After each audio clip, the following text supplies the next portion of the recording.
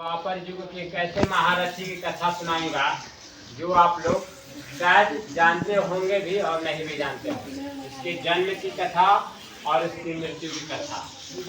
ऐसे महाभारत के पात्र है जिसका नाम है जरासंध। एक पात्र जरासंध जिसको वो मथुरा नगरी पर 17 बार आक्रमण किया, 17 बार मार खाया और 18वें बार में फिर मथुरा पर आक्रमण किया तो भगवान श्री कृष्ण मथुरा छोड़ के समुद्र के अंदर द्वारिकापुरी बनाए। दूसरी पात्र का मैं जो कहानी सुनाऊंगा उस पात्र का नाम है कालियावन। क्या नाम है? कालियावन। कालियावन ऐसा पात्र था जो विदेशी था, देशी पैदा हुआ था, ब्राह्मण कुल में जन्म लिया था, लेकिन उसका पालन पोषण मलेच्छ वंश में हुआ था और उसको जो पालने वाला जो लेकर युवराज बनाया वो यौवन देश के राजा आकर बाहर से हिंदुस्तान के अंदर प्रवेश किया और उसने वहां का राजा बनाया। दो पात्र कालियावन। तीसरा पात्र जो मैं बताने वाला हूँ उसका नाम है शिशुपाल और दंतवक्र। ओके, तो सबसे पहले मैं जिसको बताने वाला हूँ शायद मैं बताया हूँ या नहीं हूँ पता है। शिशुपाल और दंतवक्र की कहानी नहीं। देखिए, सतयुग में जब संसार में कुछ नहीं था तो भगवान विष्णु के कान से दो दैत्यों का उत्पत्ति हुआ था जिसका नाम था मधु और कैटव। क्या नाम था? मधु और कैटव। उसके बाद उस दोनों को मारने के लिए स्वयं भगवान विष्णु के कान से वो उत्पन्न हुए थे, इसलिए भगवान विष्णु के समान बलवान थे। ब्रह्मा जी को खाने के लिए दौड़े। ब्रह्मा जी विष्णु भगवान का ध्यान लगाए, विष्णु भगवान को बोले कि हे योग माया जो विष्णु भगवान को निद्रा के अधीन करती हो, भगवान की आंखों से भगवान को जगा दो कि ये दोनों राक्षसों से मेरी रक्षा हो सके।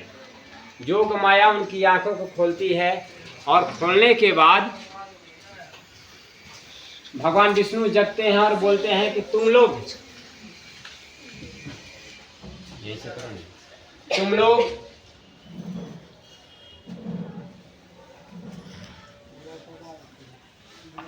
मेरे हाथों।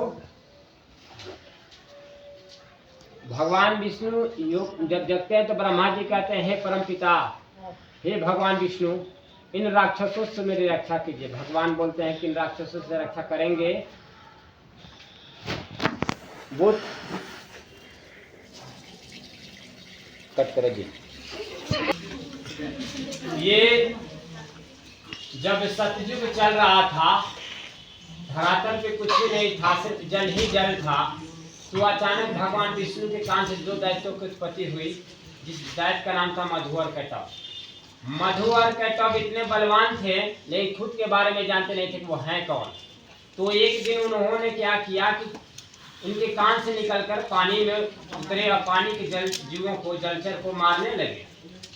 जलचर इनसे डरने लगे, जलचर इनको भी डराने लगे।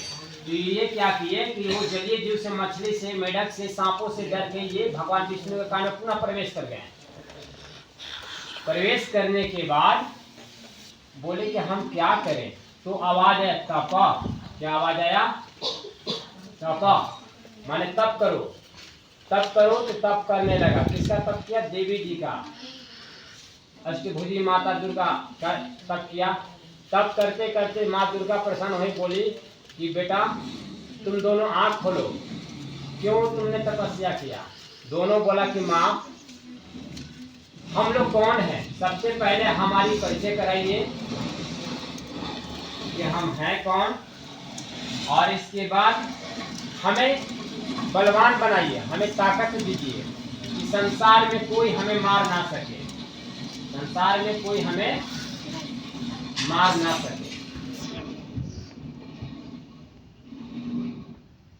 माँ बोली कि तुम दोनों मधु और कैटव हो, भगवान नारायण के कान से उत्पन्न हुए हो, और मैं ये वचन देती हूँ तुमको, मैं वरदान देती हूँ तुम्हें कोई मार नहीं पाएगा, लेकिन तुम जन्म लिए इसलिए मृत्यु निश्चित है। इसलिए तुम लोग जब तक तुम लोग अपने से नहीं चाहोगे मरना तब तक नहीं मरोगे। संसार में ऐसा कोई व्यक्ति नहीं चाहता हो मरना। दोनों को वरदान मिल गया। माता जी चली गई बाहर कान से निकला और कान से बाहर निकलने के बाद दोनों क्या किया, जलीय जीव को लगा मारने, मारते मारते खून खून करने लगा। भगवान विष्णु को जब देखा तो बोला